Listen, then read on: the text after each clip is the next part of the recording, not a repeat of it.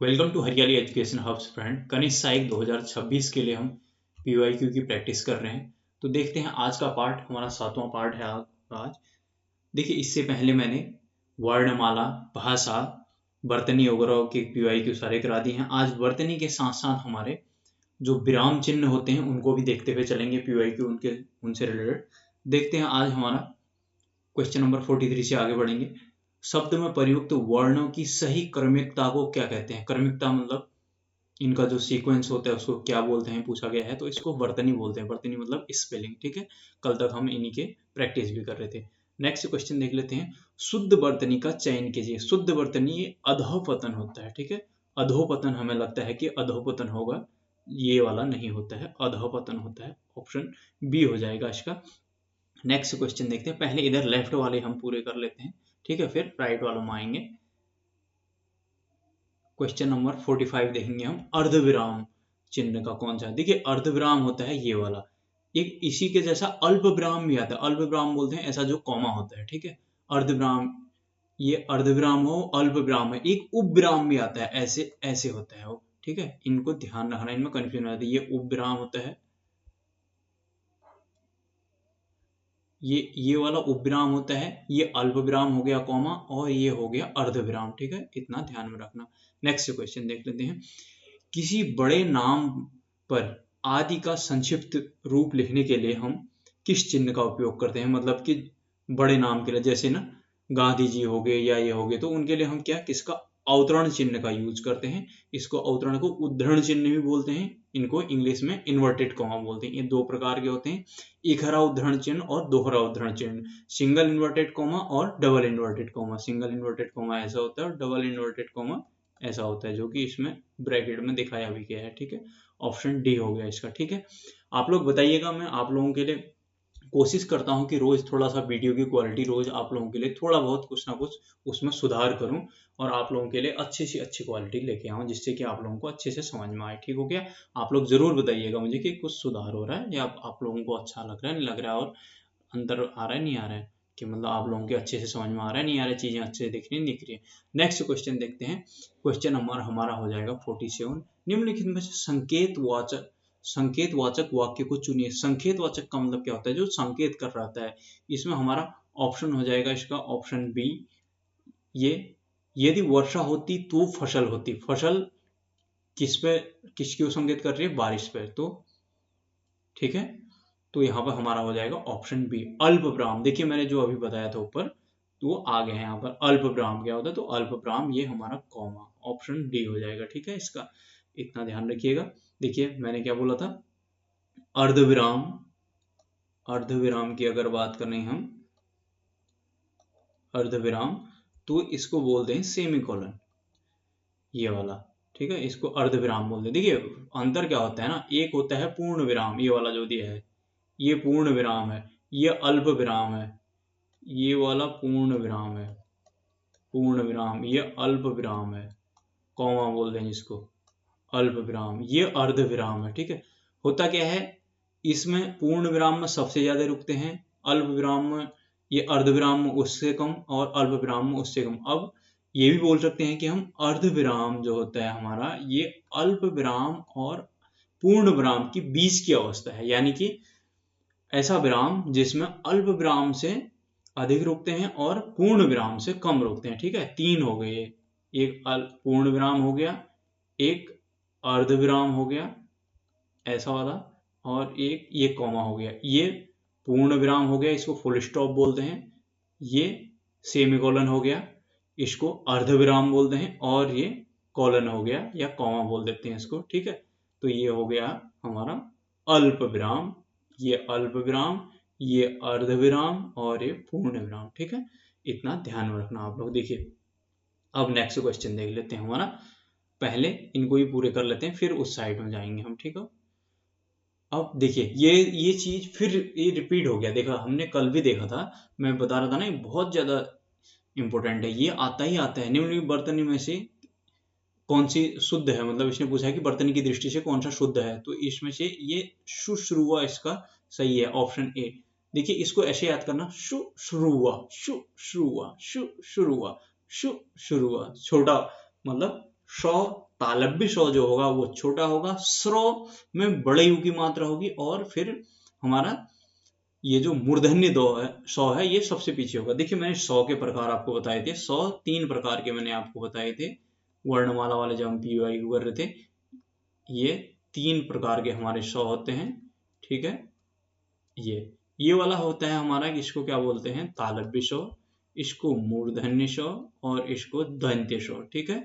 आप लोग प्लेलिस्ट में जाना, वहां पर मैंने थ्योरी पढ़ाई है, वहां पर मैंने हैंड रिटन कॉपी वगैरह से मैं लिख के बताया था, वहां पर बहुत अच्छे से बताया है आप लोगों को। वहां जाएंगे तो ये सब चीजें मैंने थ्योरी एकदम वहां डिटेल में कंप्लीट कराई है, ठीक है। उत्तराखंड के मैप, फ्लोचार्ट, डायग्राम में एक एक चीज को, उत्तराखंड को भी बहुत अच्छे से मैंने बताया हुआ है, और हिंदी को भी बहुत ही अच्छे से बताया है मैंने, पूरा सिलेबस कंप्लीट किया है वहाँ, लिटरेचर भी और ग्रामर भी, ठीक है। आप लोग उधर जाएंगे तो सब ये चीजें आप लोगों को बहुत ही अच्छे से वहां पर समझ में आएंगी, ठीक है।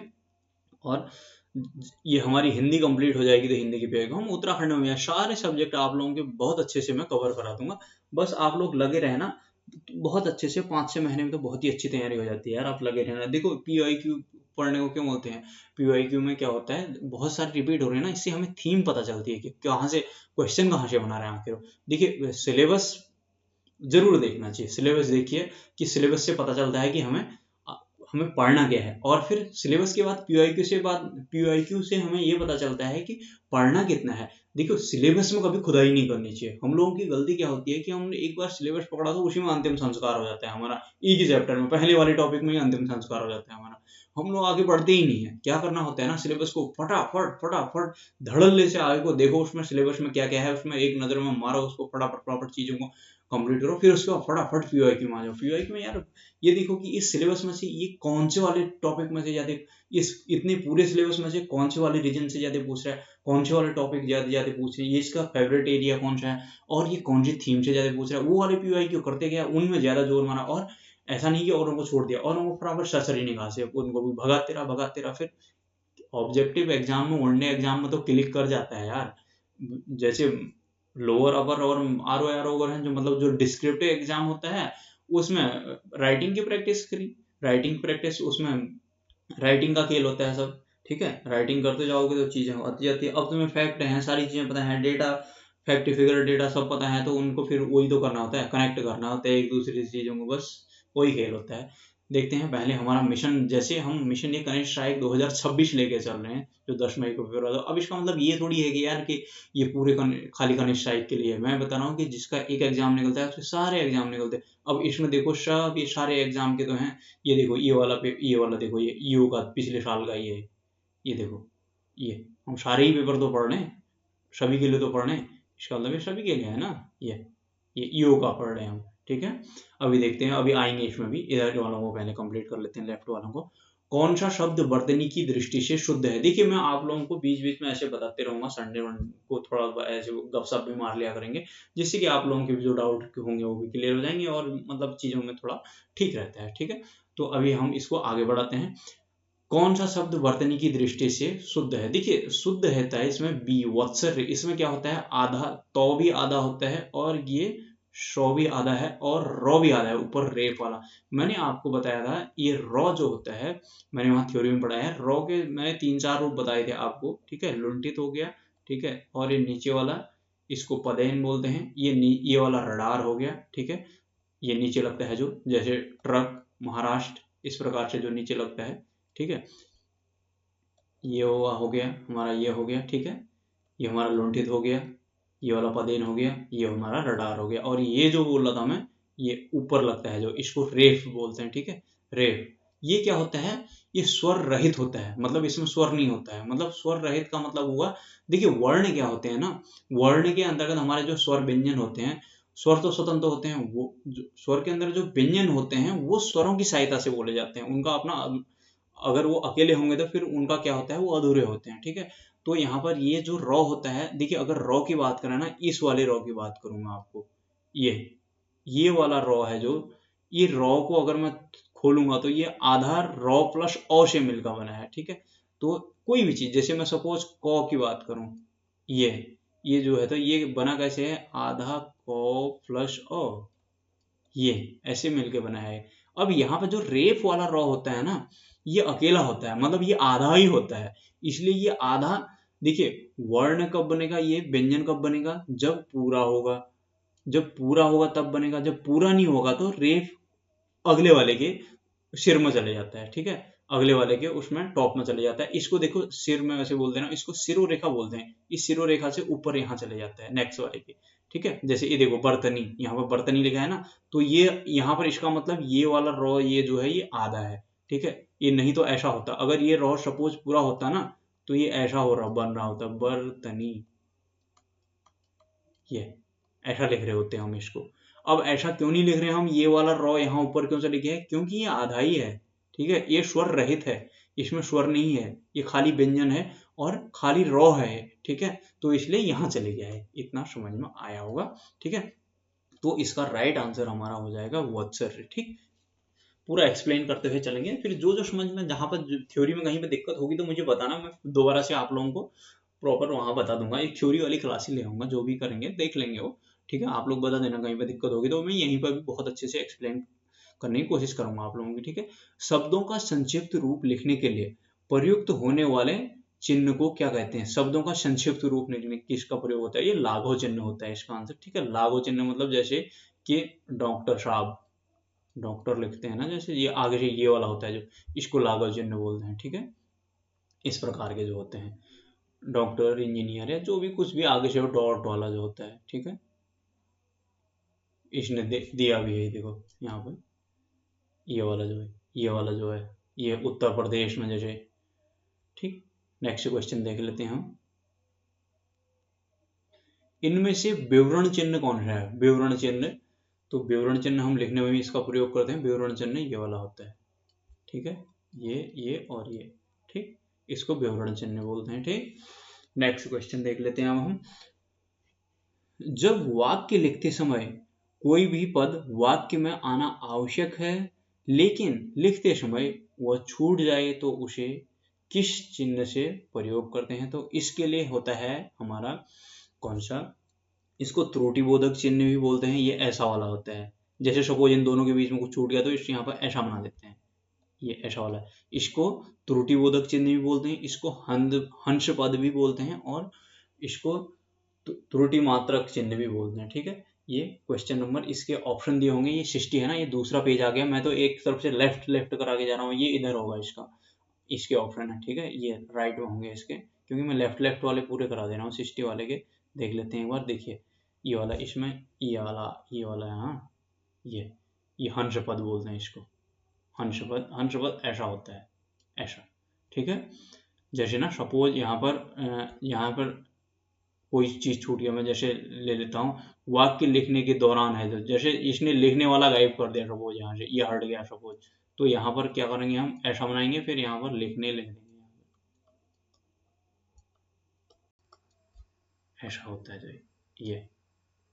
ये वाला, इसको बोलते हैं, ये ऐसा होता है हंस पर, ठीक है। लाघव चिन्ह हमने देख लिया अभी, लाघव चिन्ह हमारा था ये डॉक्टर साहब वाला, डॉक्टर प्रोफेसर कुछ भी बोलिए, ये वाला जो पीछे से ये जैसे यूपी लिख देते हैं ना हम, अच्छा हिंदी में लिखेंगे उत्तर प्रदेश, ऊ प्रो लिख देते हैं ऐसे, ये वाला जो होता है, ठीक है। जैसे मध्य प्रदेश ले देते हैं, मध्य प्रदेश, ये जो पीछे से मैं गोले बना रहा हूँ, ये अंडे जो गोले हैं इनको लागू बोलते हैं, ये हंसपद हो गया। योजक चिन्ह में हमारे ये ऐसा वाला आता है, ठीक है। कोष्टक तो ब्रैकेट दो तीन टाइप के चार होते हैं जो, ठीक है, छोटे बड़े मंझले इस प्रकार से, ठीक। तो अब हम आ जाते हैं अपने ही लेफ्ट वाले में, इसमें आएंगे बाद में, अभी तो क्वेश्चन था मैं आ गया, इसलिए अपने लेफ्ट वाले में जाते हैं पहले, 60 में थे हमारे क्वेश्चन, हम वहां से लेफ्ट वालों को पहले अपने निपटा लेते हैं। अच्छा कंप्लीट ही हो गए लेफ्ट वाले, चले जाते हैं वहीं, आ जाओ भाई। अब आएंगे हम अपने राइट वालों से, ठीक है, पहले हमने लेफ्ट वाले निपटाए थे। चलो, वाक्य में क्षण भर ठहराव के लिए प्रयुक्त किया जाता है, मैंने बोला था ना क्षण भर के लिए अल्प विराम आएगा, थोड़ी सी देर के लिए रुकेंगे तो अल्प विराम आएगा, उससे थोड़ा सा और अधिक रुकेंगे तो अर्ध विराम आएगा, और ये अपूर्ण विराम तो कुछ नहीं होता है। अगर इसको हटा देते हैं, इसका अ को हटा देते हैं और फुल स्टॉप हो गया हमारा पूर्ण विराम, ठीक है। तो पूर्ण विराम ये वाला हो गया, अल्प विराम ये वाला हो गया, अर्ध विराम ये वाला हो गया, सेमी कॉलन, कॉलन या कॉमा भी बोलते हैं इसको, फुल स्टॉप इंग्लिश में बोलते हैं इनको, ठीक है। तो इसके लिए क्या हो गया हमारा ऑप्शन ए अल्प विराम, ठीक। नेक्स्ट क्वेश्चन लिख लेते हैं, और से पहले किस चिन्ह का प्रयोग नहीं होता है, और से पहले किस चिन्ह का प्रयोग नहीं होता है, पूर्ण विराम का तो नहीं होगा, अल्प विराम का भी नहीं होगा, प्रश्नवाचक का सभी, उपयुक्त सभी, किसी का नहीं होगा इनमें से, ऑप्शन डी हो जाएगा इसका, ठीक हो गया। नेक्स्ट क्वेश्चन देख लेते हैं, उद्धरण चिन्ह का प्रयोग कहाँ होता है, उद्धरण चिन्ह जो इन्वर्टेड कॉमा होते हैं, देखिए इन्वर्टेड कॉमा भी दो टाइप के होते हैं, एक सिंगल इन्वर्टेड कॉमा होता है, एक double inverted comma. Single inverted comma को इकहरा उद्धरण चिन्ह बोलते हैं या अवतरण चिन्ह भी बोलते हैं इसको, उद्धरण को, हाँ। और दोहरा उद्धरण चिन्ह डबल इन्वर्टेड कॉमा दो टाइप के होते हैं ना, इकहरा उद्धरण चिन्ह और दोहरा उद्धरण चिन्ह, एक डबल इन्वर्टेड कॉमा बोलते हैं, एक को सिंगल इन्वर्टेड कॉमा। तो इसका आंसर हो जाएगा हमारा, जब किसी कथन को ज्यों का त्यों लिखते हैं तो वहां पर हम लिख रहे होते हैं ना, जैसे सपोज किसी का मैं वक्तव्य बोल दूं, किसी की स्पीच वगैरह बोल दूं तो, या किसी के बारे में बोलते हैं, जैसे तुम मुझे खून दो मैं तुम्हें आजादी दूंगा, सुभाष चंद्र बोस ने बोला था, तो उसको लिखने में हम इसका प्रयोग करेंगे उद्धरण चिन्ह का, ठीक हो गया, डबल इन्वर्टेड कॉमा वगैरह, ठीक। ऑप्शन सी हो जाएगा इसका। ऐसे होता है दोहरा उद्धरण चिन्ह, और इसको डबल इन्वर्टेड कॉमा भी बोलते हैं, और इकहरा उद्धरण चिन्ह ये ऐसे होता है, ठीक है। जो चीज होगी इसमें लिखेंगे, यहाँ पर ऐसे रख के इनके बीच में, ठीक है। जैसे कोई चीज इंपोर्टेंस या कोई विशेष चीज हुई तो इसमें लिखते हैं, और स्टेटमेंट को इसमें लिखते हैं, ठीक हो गया।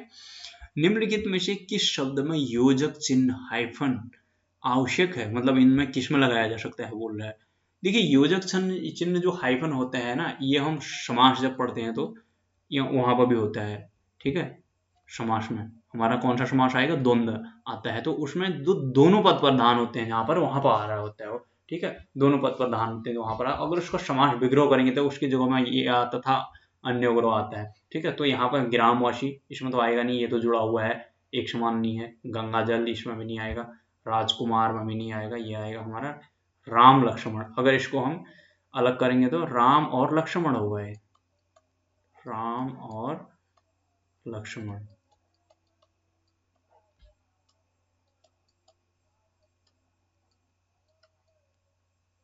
राम और लक्ष्मण ऐसा बनेगा ये, ठीक है। ये वाला इसका काम करता है, ये जो ये योजक चिन्ह हाइफन होता है, ठीक है। जो हाइफन ये ऐसा वाला लगा रहता है ना, ऐसा होता है जो ये इस और तथा आदि का काम करता है, ठीक है। और तथा इस प्रकार के जो बीच में योजक चिन्ह हो, ठीक है।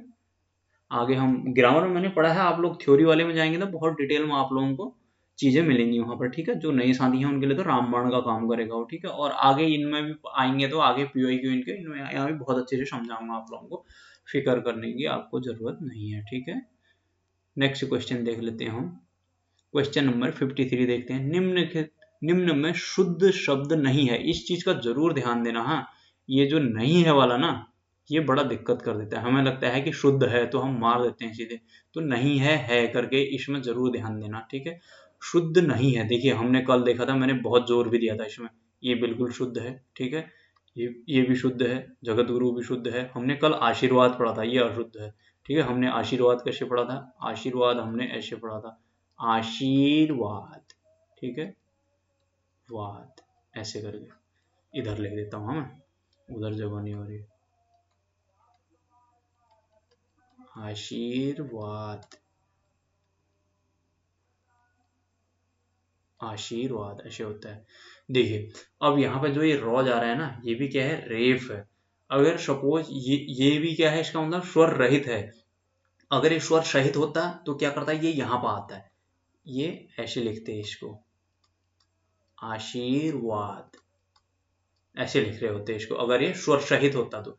अब ये स्वर रहित है यानी कि आधा है, इसमें स्वर नहीं है, तो ये क्या किया, इसके ऊपर चले गया यहाँ, ठीक है। इसको क्या बोलते हैं, रेफ, शिरोरेखा के ऊपर लगता है, ठीक है, ये आधा होता है, इसको ध्यान में रखिएगा, ठीक है। ये संधि वगैरह में बहुत काम आते हैं ये वाले रूल, ठीक है, ये नियम पता होनी चाहिए। जैसे आप लोग अगर बड़े एग्जाम या पर वगैरह इनके मेन से लिखोगे तो यहाँ पर भी ये चीजें काम आती हैं, ठीक हो क्या।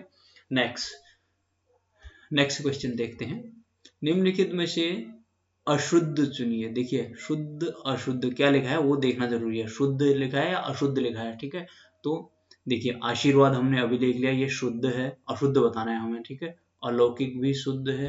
अनुग्रहित ये इसका बी है, ठीक है, अनुग्रहित हो जाएगा इसका। मैंने कल बताया था ना, ऐसा बताता है करके वो मैंने कल बताया था आपको। तो इसमें क्या होता है, अनुग्रहित कैसे लिखते हैं, अनुग्रहित,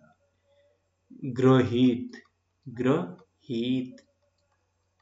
जिन साथियों ने अगर कल दिया होगा, कल वाला वीडियो देखा तो होगा, मैंने कल भी बताया था आप लोगों को, ये ऐसा होता है। इसमें दिक्कत कहाँ पर करता है, नंबर एक बात तो ये गौ में री की मात्रा और रॉ की मात्रा से कंफ्यूज करता है, यहाँ पर रॉ लगाया है जो, ये गलत होता है, ठीक है। इसमें री की मात्रा होती है और ये हॉ की में जो है छोटी की मात्रा लगा देता है, तो इसमें बड़ी की मात्रा होती है। हमेशा ये वाला सही होता है, इसमें ध्यान रखना, ठीक है। अनुग्रहित होता है, अनुग्रहित, ठीक है, ऐसा होता है, ध्यान रखना, ठीक। ये लो, अब नेक्स्ट क्वेश्चन देखना, किस चिन्ह का प्रयोग वाक्य के मध्य में होता है। पूर्ण विराम का तो होगा नहीं, ये तो होगा नहीं हमारा, निर्देशक वाला भी नहीं होता है, विवरण चिन्ह भी नहीं होगा, ये भी लास्ट में होता है, अल्प विराम होगा। अल्प विराम हमारा क्या होता है, कॉमा। देखिए अब कैसे होगा, जैसे मैं बोलता हूँ कि राम श्याम और मोहन जा रहे हैं, ठीक। ये पूर्ण विराम, ये जो, ये देखो राम श्याम और मोहन, ये अल्प विराम है, ठीक है। इसको ध्यान में रखना, यहाँ पे जो लगा है ये अल्प विराम है। अगर राम श्याम सीता गीता और मोहन होता तो यहाँ पे ऐसे आते रहते, जैसे बोलता मैं राम श्याम गीता सीता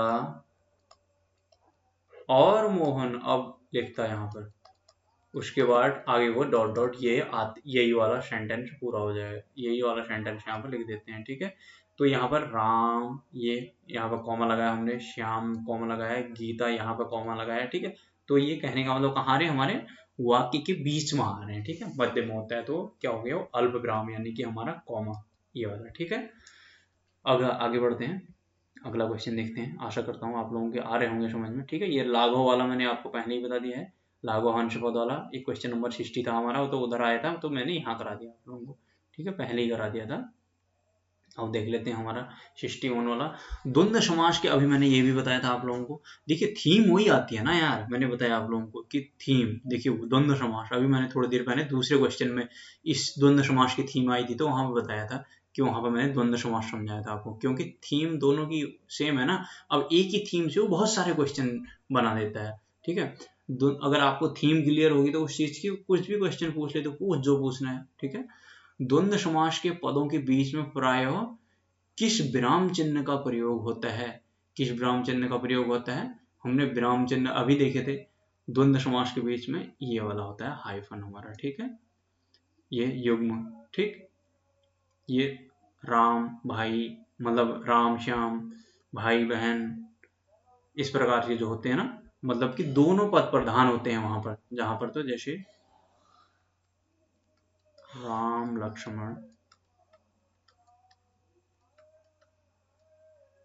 ये आधा होगा, हाँ इसमें लक्ष्मण लक्ष्मण ऐसे होता है, राम लक्ष्मण, जैसे माता पिता लिख देता हूँ यार, सीधा सिंपल सा बहुत, माता पिता। देखो ये वाला जो है ना, ये हाइफन है, ठीक है, ये द्वंद्व समास में काम होता है। अगर मैं इसका समास विग्रह करूंगा तो हम क्या लिखेंगे इसको, माता और पिता, माता और पिता, ये ये वाला, इसका मतलब यही है, ठीक है। मैंने अभी पहले ही बताया था आप लोगों को, ठीक है।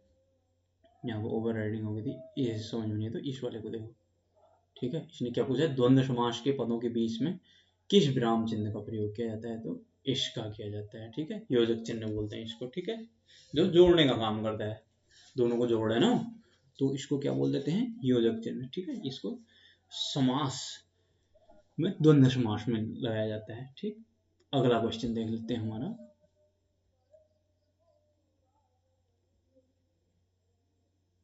क्वेश्चन नंबर 62, 61 तक कर लिया हमने, 62। एक एक क्वेश्चन को मैं एक्सप्लेन करके बता रहा होता हूँ यार, थोड़ा वीडियो लंबा बनेगा तो उससे घबराना मत।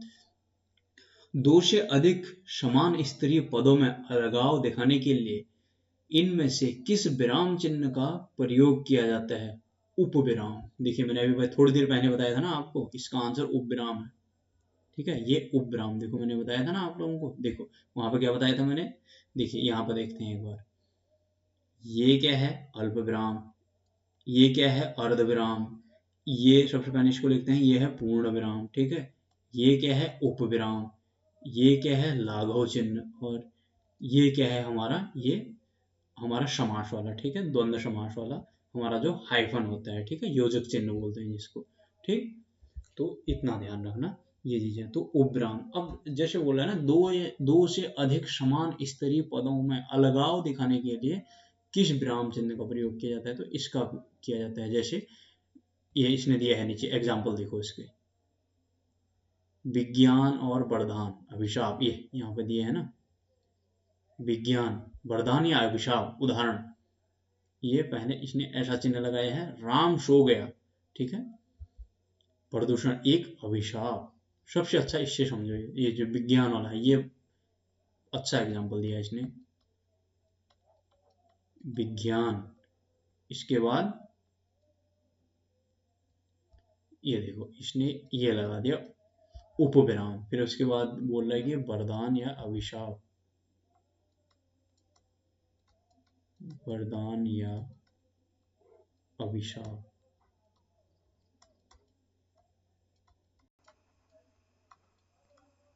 ठीक है, इतना ध्यान रखना, कुल मिला के उपविराम का मतलब ये वाला ध्यान रखना, ठीक हो गया।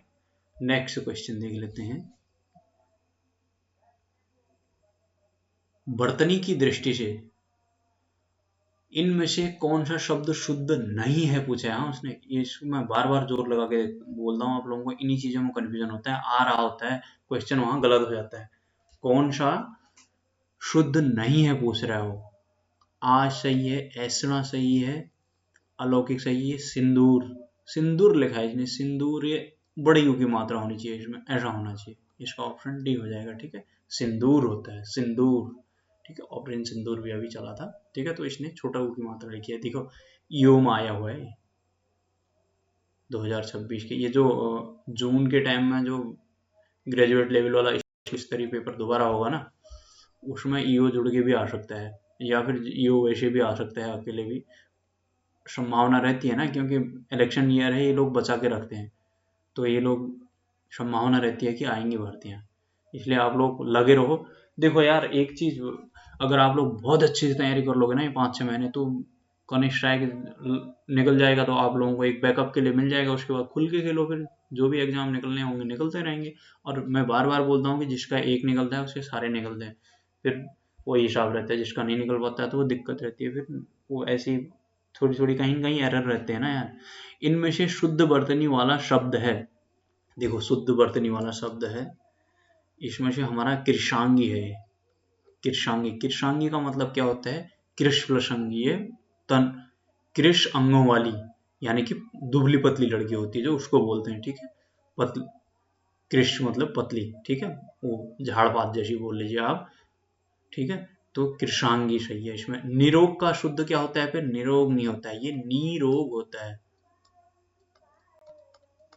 ठीक है, ये ऐसा होता है नीरोग। ये तिथि, तिथि में ये थौ छोटा होता है, तिथि, और पत्नी में ये नो नहीं तो है, हाँ, पत्नी, ये ऐसा होता है, पत्नी, बड़ा, यहाँ इसमें बड़ा होता है, इसमें छोटा होता है, इसमें भी बड़ा होता है, यहाँ पर ये ऐसे, ठीक है, ये कृष्णांगी सही है इसका, ठीक। नेक्स्ट क्वेश्चन देखते हैं हम, क्वेश्चन नंबर 64 के बाद हमारा हमने इधर कर लिए थे, हमारे तो लेफ्ट वाले तो कर लिए हमने, अब हम इधर वालों को कर लेते हैं। फिर इधर के हमारे लेफ्ट राइट पूरे हो गए सब, अब इधर के देख लेते हैं हमारे बच्चे हुए हैं, देख लेता हूँ एक बार।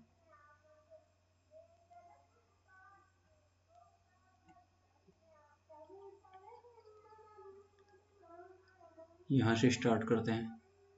हमारे इधर वाले 2 पेज हो गए हैं, अब लास्ट वाला पेज दोनों को लेते हुए चलते हैं, ठीक है। 65 66 इधर लेफ्ट राइट दोनों को लेके चलूंगा अब मैं, क्योंकि इसमें थोड़ा स्पेस भी है इधर लिखने के लिए, अब कोई चीज़ समझानी होगी तो उसमें स्पेस भी बचा है इधर, ठीक है। तो अब क्वेश्चन नंबर 65 पहले लेफ्ट वाला देखते हैं। बर्तनी की दृष्टि से शुद्ध नहीं है पूछ रहे हो, शुद्ध नहीं है मतलब कि अशुद्ध वाला बताना है, शुद्ध नहीं है। गुरु सही है, ये नहीं है। ये कृपया ये पूरा होता है, इसने आधा बनाया है, ये ऐसा होता है।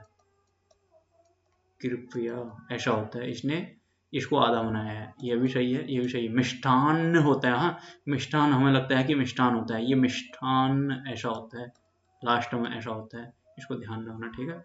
ऐसा होता है मिष्ठान, ऐसा होता है। ये शुद्ध है, इसको अशुद्ध मत समझना, ठीक है। ये दोनों ये ऐसे वाले ये दोनों होते हैं, ये दोनों होते हैं, इसको ध्यान रखना, ठीक है। तो ये हो जाएगा इसका। नेक्स्ट क्वेश्चन इधर भी देख लेते हैं 72 में। निम्नलिखित में शुद्ध है, शुद्ध बताना है, ये कल ही हमने देखी, कल या परसों में हमने पढ़ा था, अधिशासी अभियंता करके मैंने बताया था, ये अधिशासी इसका सही हो जाएगा, ठीक है। ये पिछले साल ईओ में भी पूछा था हमने, कल वाले पेपर में देखा था, कल देखा था हमने, ईओ में आया था, ठीक है। नेक्स्ट क्वेश्चन अब इधर देखते हैं लेफ्ट वाला 66 में। इनमें से बर्तनी की दृष्टि से अशुद्ध है पूछा है, क्या पूछा है, अशुद्ध है।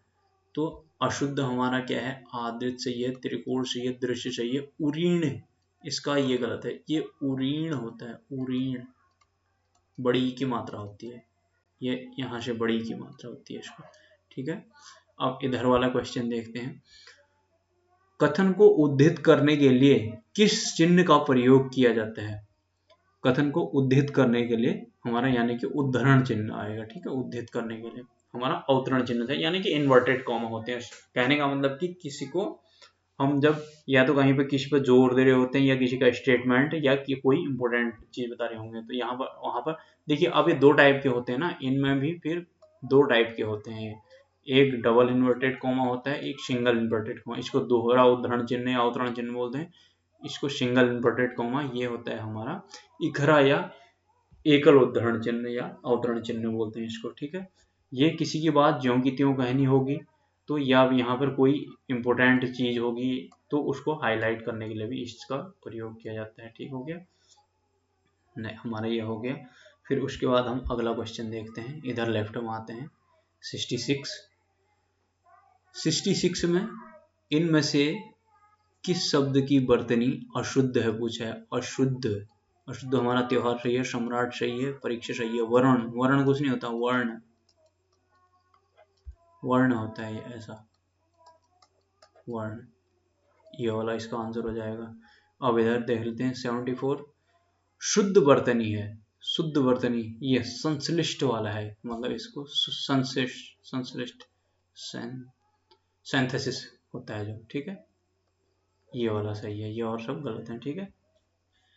सिंथेसिस वाला होता है जो ना, सिंथेसिस, ठीक, अच्छे से लिख नहीं रहा है यहाँ बाहर, ठीक है। संश्लिष्ट ये वाला सही है इसका।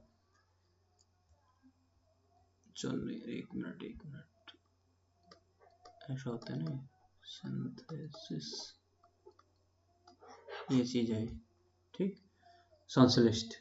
नेक्स्ट फिर इधर देखते हैं, हिंदी के प्रयोग में उद्धरण चिन्ह को चुनिए। उद्धरण चिन्ह हमने अभी तो पढ़ा है, उद्धरण चिन्ह हमारा डबल इन्वर्टेड कॉमा वाला है। उद्धरण चिन्ह या अवतरण चिन्ह भी बोलते हैं इसको इंग्लिश में, इन्वर्टेड हमारे ये डबल इन्वर्टेड और सिंगल इन्वर्टेड कॉमा होते हैं जो, ठीक है। ये हो गया हमारा 68। इसके साथ ही अगर हम देख लेते हैं 69 भी इसके साथ ही देख लेते हैं। विस्मय बोधक चिन्ह, विस्मय बोधक चिन्ह को तो हर कोई जानता है, ये वाला हो गया, ठीक है। आहा क्या सीन है वाला, वाह क्या सीन है, या आहा क्या दृश्य है, इस टाइप के जो होते हैं, चीची कितनी गंदगी है, इस टाइप के जो क्वेश्चन बोध विस्मय बोधक, ठीक है, विस्मय, जिनसे हमें विस्मयता का बोध होता है। व्यथा का वर्तनी विश्लेषण है। अब यहाँ पर वर्तनी को खोलने को बोल रहे हैं, देखो ये इसको खोलेंगे अब हम, देखो ये क्या होगा ना, व्यथा, वो इसमें क्या है, आधा वो में क्या री की मात्रा लगी है, देखो प्लस री,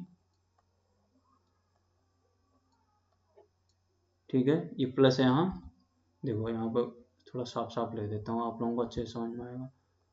ये है आधा वो प्लस री, ठीक है, ये री की मात्रा लगी है इसमें, प्लस आधा थ, फिर थो में आ की मात्रा, ये ऐसा हुआ है, आधा बो में री की मात्रा, फिर आधा थो, फिर थो में आ की मात्रा, तो क्या हो गया, बेथा हो गया। अब ये वाला ऑप्शन कहाँ पे है देख लो इसको, आधा बो री आधा थो आ की मात्रा, तो ऑप्शन डी हो जाएगा इसका, ठीक।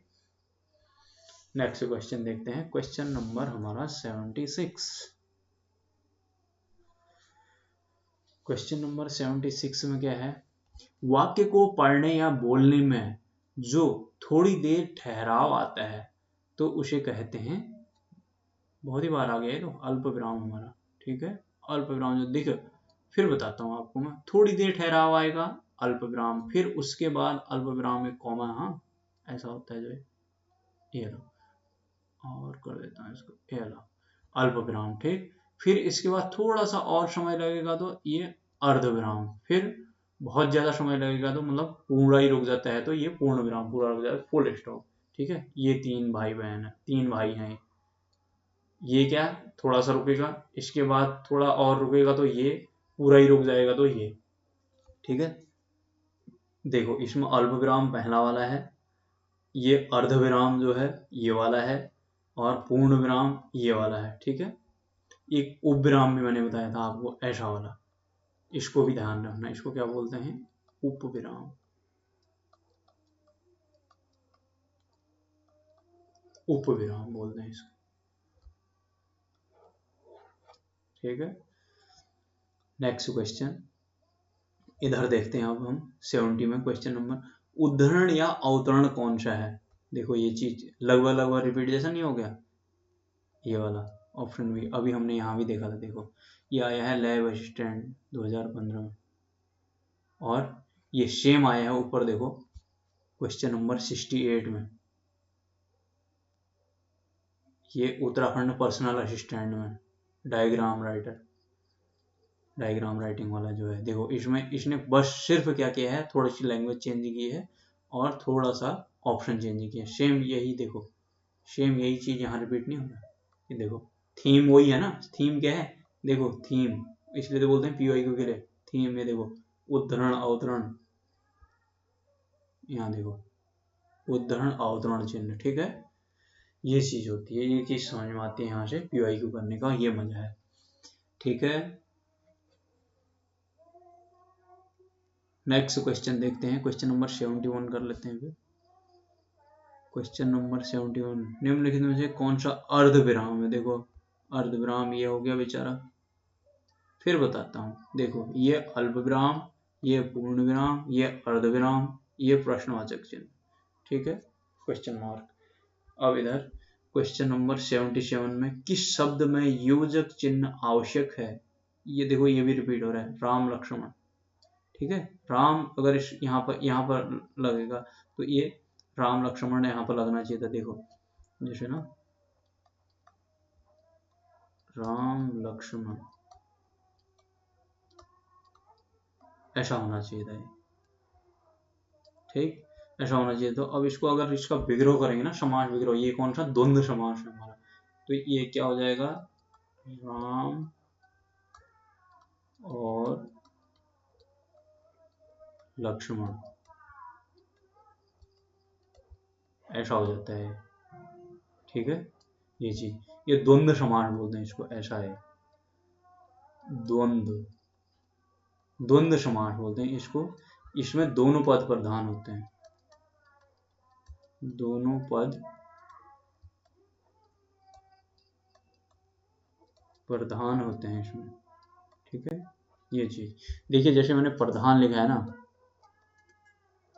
यहाँ पर लिखता हूँ प्रधान, इसके साथ में जो धौ लिख रहा हूँ ना, देखो कभी आपने ध्यान दिया होगा तो मैं इसको चिपकाता नहीं हूँ। देखो ये जो मैंने घुंडी बनाई, इसको क्या बोलते हैं, गुजराती घुंडी।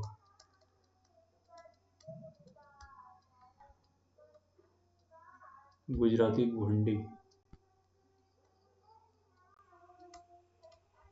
ठीक है। इस गुजराती घुंडी को ऐसे नहीं चिपकाते हैं, ठीक है। तो ये गलत होता है, ठीक है। और ये वाला मैंने, देखो ये वाला रॉ क्या बताया था मैंने, पदेन बताया था, ठीक है। पदेन, रॉ के प्रकार ये भी पूछ ले जाते हैं, ठीक है। थ्योरी वाले में जाएंगे तो आप लोगों को सब पता चलेगा। तो ये पदेन हो गया, ये रडार हो गया, ये लुंठित हो गया, ये क्या बच गया, ये रेफ हो गया, सर्प बर्फ वाला बेचारा, ठीक है। ये जो मैंने ऐसा किया नहीं, जैसे इसको सिरोरेखा बोलते हैं।